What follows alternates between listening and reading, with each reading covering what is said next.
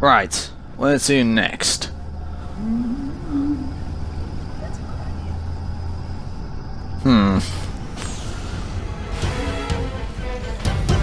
Uh-oh. Ah.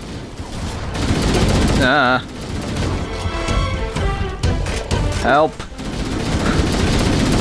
There's too many of them. Too many.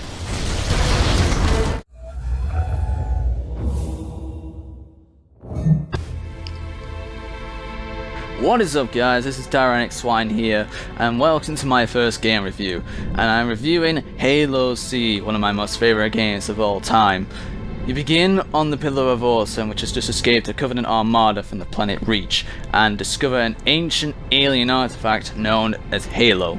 And the Covenant want to use this ring to destroy humanity. You, being the Master Chief, are the only ones who can stop them, along with your AI companion Cortana. I think we both know the answer. The Covenant also awaken an ancient parasitic life form known as the Flood, who consume every living species in the galaxy, and you two must also stop them from consuming everything. Get here first. The Covenant ships have always been fast. Now the story of this game, yet simple, is actually very interesting for a first game in the series. No one could have missed the whole At first you were trying to pretty much stunt the Covenant from pretty much activating the ring, and you must get there first. But that is only the first half of the game. When you get to the second part, the situation changes very quickly. What the humans and the Covenant thought was a weapons cache was actually a laboratory contained with parasitic life forms known as the Flood. Now, when they get introduced into the game, it is, in fact, the whole game just changes. The situation changes. It goes from basically fighting the Covenant to fighting both the Covenant and the Flood. And then eventually you find 343 Guilty Spark, who is pretty much the monitor of the installation. And from him, you find out the truth about the Halo Ring, which is designed to kill every sentient life form in the galaxy. Now, it's an interesting concept, is this, because this entire world is nothing really like we've seen in any video game before this. A massive ring world, which has pretty much different abundances of life. It was a very interesting thing.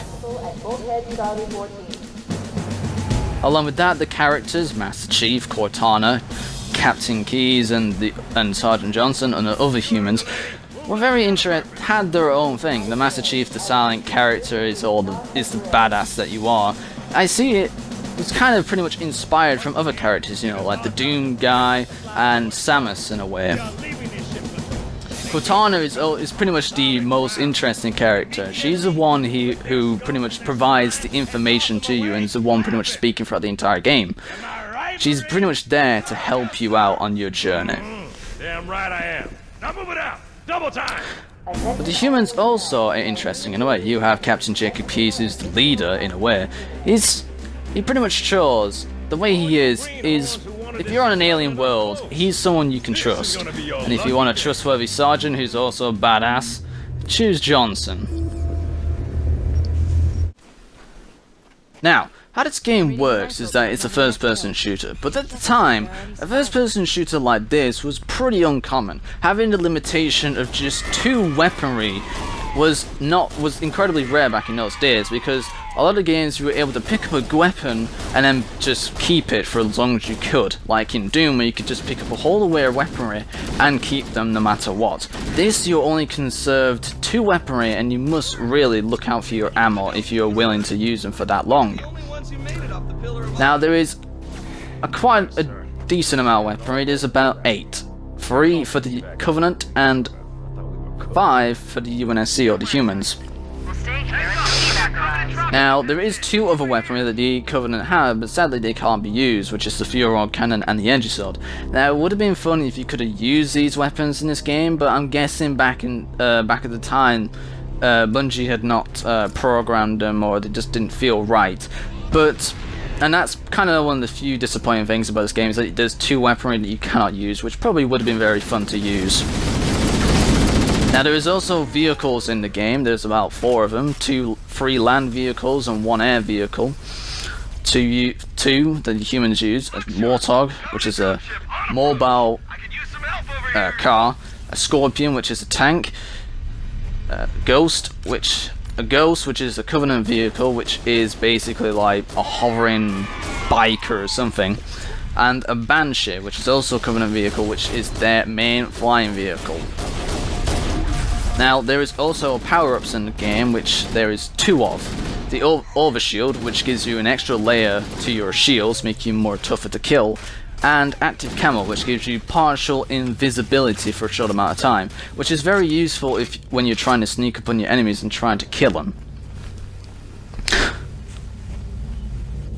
Now, also, controlling vehicles can be quite difficult. The vehicle controls in this game, since this is the first Halo game, they were very stiff and very difficult to control, especially when you're moving.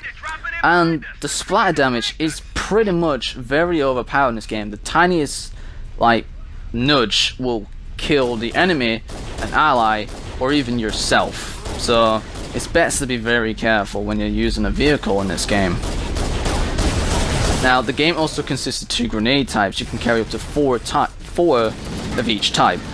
4 frag grenades, which is the human grenade, and 4 sticky grenades, which is the Covenant grenade, which can stick to objects or enemies. And it is very useful when you're trying to clear out enemies in a room, a sticky grenade, if you manage to stick someone.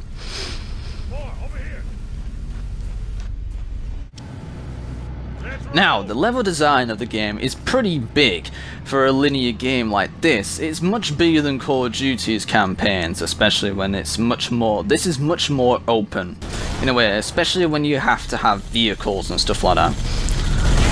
Now, it's pretty much got your typical environments. You have snow, forest, tundra, desert, kind of jungle.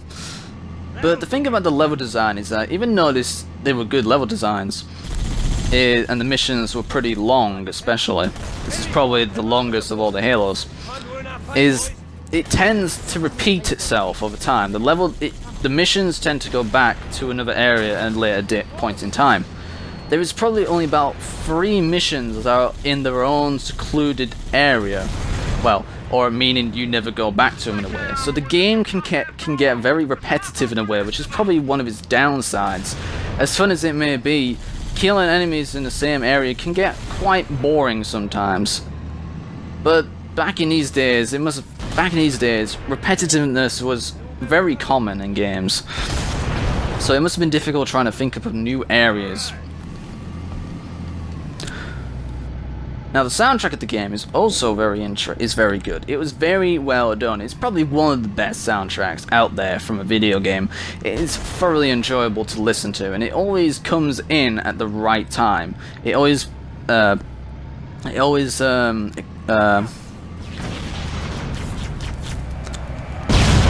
sets the mood right in a video game. Analyzing. Now, the graphics for the time of this game were pretty damn good. The facial recognition and the animation and everything, it looks pretty damn good. And for a game that is now 16 years old, it still looks very good. It's one of those games that keeps up very well with the graphics over time and still looks good. It just doesn't look as if it never gets old. Now, enemy types in this game, there are 2 types, Covenant and the Flood, and they are all split into different categories. The Covenant have 4 types, which is Elites, which are the leaders, pretty much the leaders of the bunch. Grunts, which are the cannon fodder, and the little guys who you'll be seeing them most often and killing easily. Jackals, which are pretty much the scouts, have shields, which can block ballistics. And also use an EMP shot from the plasma pistol to disable the shields, but are also weak too. And then there's the Hunters, which are pretty much the tanks of the Covenant types, but not really, since one shot to the back with a sniper rifle or a magnum can kill them. So yeah. Then the Flood are also split into 3 types. They have the Infection Forms, which are the little guys that slowly do damage to your shield and health. And if there's enough of them, they can kill you. soldier forms, which are combined human and Covenant controlled hosts, which are the main guys you'll meet and pretty much will have any weapon in the game against you. And then there's the carrier forms, which are big bloated enemies which contain infection forms, and if you kill them they will spread infection forms all over the area, meaning there'll just be more infection forms around. Now there is also the Halo Ring security system, which is the Sentinels, which are there to safeguard the Halo Ring from any threats, especially when there has been a flood outbreak. They are the first wave, and you will encounter these guys not very often, but pretty much near the end of the game. They have lasers which will slowly shred your shield apart and burn you away. Now, what I want to finally talk about is the multiplayer, or split-screen multiplayer as it was at the time, since there was no Xbox Live at the time, until Halo 2 came along. And this was a very fun part of the game. It's like something a little bit extra other than the campaign. It was something you and 3 other friends could play and have non-stop entertainment. It was never boring with this. It was always handled very well. All the maps are very nicely designed. Then there's like always 2 types of maps. There's the small secluded area, which is like your arena style fights, and then there's the big open ones, which would where you could have, which on the PC would offer more like complex battles in vehicles and everything, which was always the maps you wanted to get. The only thing wrong really with the multiplayer kinda is probably the weapon placement, since special weaponry in these small arena maps is that there's mainly special weaponry very close to each other, like the sniper rifle and the shotgun. There's a lot more of these weaponry around, and it's very easy to kill people with them. But probably is the fact that even though it is the most powerful weapon in the game as a starting weapon is the Magnum, it's pretty much what makes the game fun, is the Magnum, is because it's just the all out just killing machine. So yeah, the multiplayer is a very nice addition to this game, and it keeps the fun going after you finish the campaign, and it makes you want to come back to the game every so often just to have a good play with your friends. Now this game, to me, is very good. It is a very well done game, apart from a few things wrong with it, like repetitiveness of the missions, lack of weaponry in a way, but for its time it's alright, but still, 2 weaponry not being usable in the game kind of puts it lower. What I would give this game, in my opinion, is a 9 out of 10. So that is my review of Halo C, and this is only strictly my opinion. So if you have a different opinion, you can put it down in the comments below to see if there's anything I've missed, or what you think could have been done better, or if there was something else wrong with the game. You can put it in the comments down below. So I hope you've enjoyed this video, and I will see you in the next random video.